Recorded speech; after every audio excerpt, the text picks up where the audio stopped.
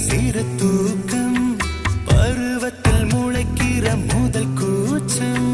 பரீட்சைக்கு படிக்கிற அதிகாலை கழுத்தினில் விழுந்திடும் முதல் மாலை புகைப்படம் எடுக்கையில் திணறும் புன்னகை அன்பே அன்பே நீரானே அடைமழை நேரத்தில் பருகும் தேநீர் அன்பே அன்பே நீரானே தினமும் காலையில் எனது வாசலில் கிடக்கும் நாளிதழ் நீதானே